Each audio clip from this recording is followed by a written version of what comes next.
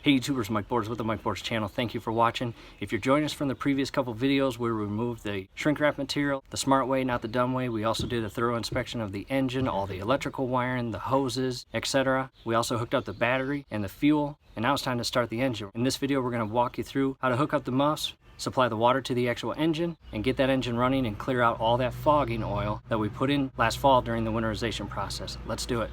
At the garden hose, make sure you have a good hose that has pressure, no leaks. Here is the muffs. We're going to insert and secure the muff on the actual thread of the hose. Try not to over tighten it because it'll be a pain getting this off. But you want it tight enough where this will not spray out water at this point and interfere with the water pressure going inside the engine for proper cooling. Looking at the right side of the engine coming down, very important step. Make sure these water inlet screens are clear of any debris, clean, because this is where the impeller sucks in that water to properly cool the engine while it's running. That is important.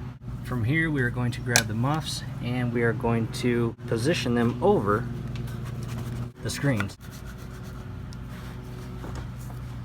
After connecting the muffs, they should look like this. You should not be able to see any portion of that inlet screen. Both sides, take a look, make sure that they are on properly, covering that entire screen. Before we get the water going and start the engine, we want to run you through what we're going to do. We're going to turn on the water. The water is going to be provided to the engine. We're then going to verify, my dad's in the driver's seat, that the shift cable is in the neutral position. At that point, he is going to start the engine. The very first thing you want to make sure when the engine starts is that water that sprays out, because if you don't see that, the impeller is not properly pulling in that water and cooling the engine. Turn the engine off immediately if you do not see that water line. From there, we are going to let it run at idle, and be advised, because we did the winterization process last fall, we fogged the entire inside of the engine, so it is going to smoke. Probably a little more than a normal engine for the first time start. So be aware of that smoke after the engine starts. It's normal. We're going to let it run for 5 minutes at idle just to verify it will run at idle. And then we are going to shift it into forward, make sure the prop moves. We'll shift it back into neutral, verify the prop stops. And then we'll shift it to reverse and verify the prop spins the opposite way, then forward to verify the reverse works. So those are the steps. I wanted to share that with you now before we start the engine, and that engine gets real loud and it's hard to hear me. Back at the shift cable again, verify it is in the neutral position. Make sure the hose is not in line with the prop, because again, we are going to get that prop moving. You don't want the hose getting chopped up. To the back of the engine, let's go ahead and prime the fuel. Push the ball 4 to 5 times until the ball gets a little tension or hard. Properly prime your engine of fuel. Turn on the water. Back at the engine, make sure the water is coming out, and you can hear it kind of sputtering a little bit, so there is a little bit of air in the hose. Let that air come out of the hose. Let this hose run for a minute just to get all that air out of the hose. On the actual engine, we are going to open up the choke. Okay, we have the gear shift in neutral. We're going to push it into choke, and we're going to push over to start.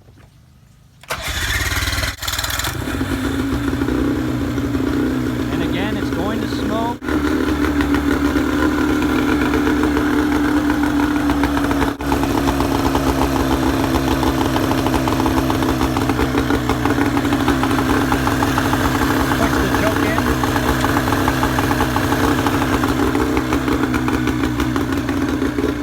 And again, let it run at idle, get all that fogging oil out of the engine. That smoke is normal. Don't be discouraged about that. And we verified that our water line is coming out, which means our impeller is pulling the water in and cooling the engine. That's a good thing.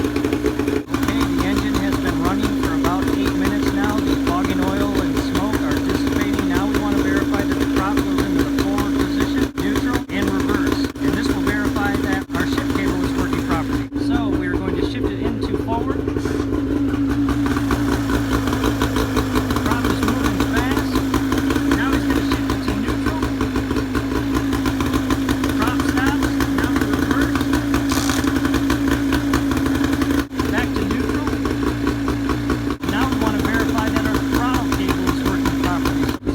Button in, and by this, we should hear the engine rev up.